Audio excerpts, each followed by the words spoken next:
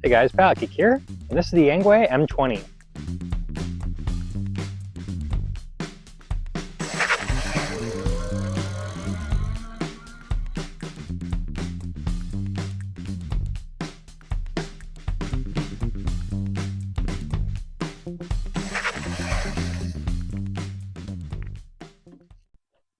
So last year I did a review on the Engwe C20 Pro, and I honestly really loved the bike. In fact, it's become my primary commuter bike over the last year. So when Engwe wanted to send me this year's newest bike, I was really excited to try it, especially after seeing pictures of it. I mean, look at this thing. It looks cool as hell. Well, looks aren't everything, which is why we're going to go test this thing out. So let's go back to the unboxing, and then let's get to test rides. The M20 ships in a box approximately the size of a large bicycle. This makes sense as the bike comes almost fully assembled.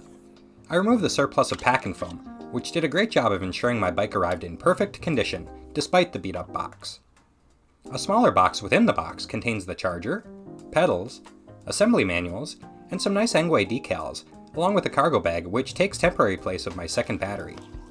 Also boxed separately are the massive headlights, along with some basic tools for assembly. My first step was to find the keys so I could detach the battery and get that charged.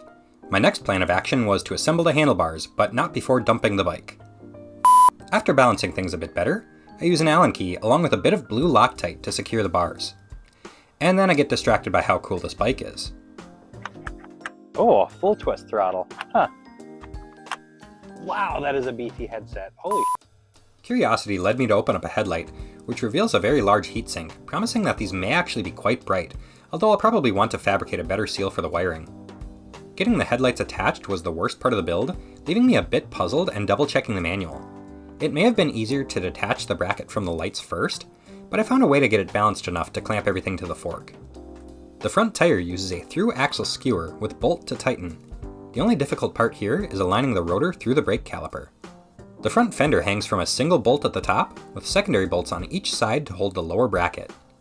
Finally, the pedals spin on and tighten down with handy-dandy stickers telling me which one is reverse threaded. Once the battery is charged, I slide it onto the mounting rail and turn it on. Holding both buttons on the speedometer, I enter programming mode to see that the speed is already unlocked from the factory. Thanks Engwe, you guys really get me. I also switch the units to miles, and then we are ready to ride. So I've been wanting to try one of the more dirt bike style e-bikes for a while now, and the looks and styling sure don't disappoint. It looks extremely tough and beefy in person, looking far less like a bicycle and a lot more like a motorcycle. At the front, one of the primary standout features is the large set of dual LED headlights, coupled to the double crown fork and motocross style handlebars.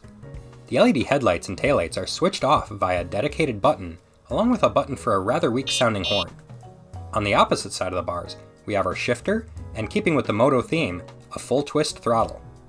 This bike is more than just looks though, and working our way down the forks we find an adjustable compression damper with matching oil shock for the rear suspension. Paired with the massive 20 by 4 inch tires on mag rims, this should make for a very comfortable ride. The motor featured is a 750 watt geared Beifang, capable of 1000 watts peak, with additional power being delivered via your legs through a 7-speed gear set. Stopping is accomplished with the help of some 160mm mechanical disc brakes, which are just only adequate for this sort of bike. Surprisingly, this bike isn't all too heavy thanks to the alloy frame. Sure, it's a lot heavier than your average bike, but thanks to the handle at the rear, I found myself able to whip it around while filming fairly well. Likewise, when I want to keep it in place, the kickstand does a great job of keeping the bike stable, and it doesn't feel flimsy. The size of the bike is about what I expected, and it's around the same size as Engwe's C20 Pro. I'm 6 feet tall and can easily mount the bike with room to spare, but it definitely doesn't feel too small either. For size comparison, here's how I look on the M20. And here's how I look on a 26-inch beach cruiser. Size and feel-wise, it honestly reminds me of the 80cc dirt bike I used to ride as a teenager. Engwe's M20 can also be equipped with either a single or a dual battery configuration, depending on your range and power needs. Unfortunately, Engwe didn't have a battery available right now for me to test, but there is a set of mounting holes on here for a secondary battery mount, and while 13 amp hours seems like not enough for this bike, 26 amp hours definitely seems a lot better. Engwe claims a max range of 47 miles per 13 amp hour battery, for a theoretical total of 94 miles on a fully charged dual battery machine, though I imagine you would only get close to this figure on a minimum pedal assist, which, to be fair, is around 15 miles an hour. Regardless, when it comes to time to charge, this is the easiest bike to swap batteries that I've ever used. The M20's got a very nice Shimano derailleur and gear set, and it seems to work just fine pedaling it, which makes it kind of a shame that it probably won't get used. While pedaling can greatly help range, it does feel a bit awkward on this bike. This would probably be easier with a shorter rider, as it feels like riding with the seat permanently too low. But I suppose that's kind of the compromise for this style of bike. With how prominent of a feature the headlights are, I was curious as to how bright they were. Compared to a pretty typical 250 lumen bike light, the Engwe M20 absolutely lights up the night. This is serious business for night riding. Alright, so what's it like to ride? Honestly, this thing is awesome. I have not had this much fun on a bike in a long time. I took the short hop out to our local bike trail by taking the road, and I could easily keep up with 25-mile-an-hour traffic, no problem. I took a brief detour to try the suspension on a torn up road with construction, and the suspension soaks up the bumps as if they weren't even there. Seriously, most cars slow down to like 5 miles an hour over this bump. I was a bit worried about the smallish mechanical brakes, but this shot took me like 5 takes because I kept coming up short. I don't know what kind of magic Engwe sprinkled into these brakes, but they do lock up the tires and they bring me to a stop mighty quick. The handling of this bike is great too, doing a wonderful job of pulling into my local Starbucks to jot notes about my ride. In all seriousness, the wide bars give a great control over the bike, and it feels super stable, which was especially useful in snow, where ruts and footprints want to pull the tires, but the bike was super controllable as it floated over the terrain.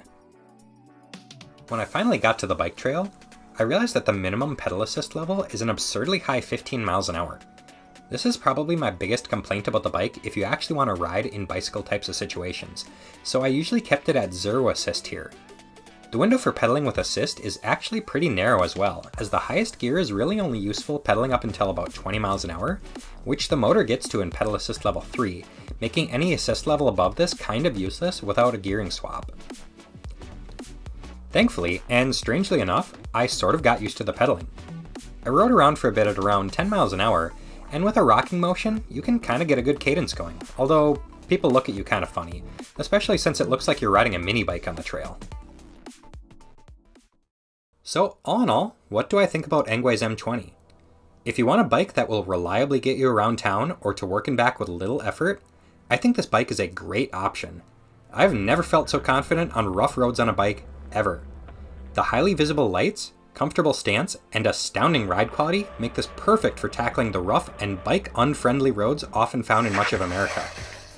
As a compromise, this bike is very obviously meant to be ridden primarily on motor power, with pedals mostly being used to add a bit of torque to your acceleration, or just to putt along a trail for a bit if you want to ride somewhere with a slower pace in mind.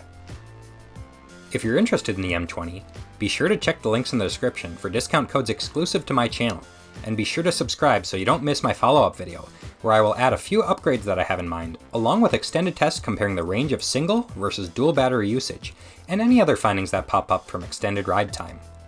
If you have any questions, please be sure to leave them in the comments, and as always, thanks for watching.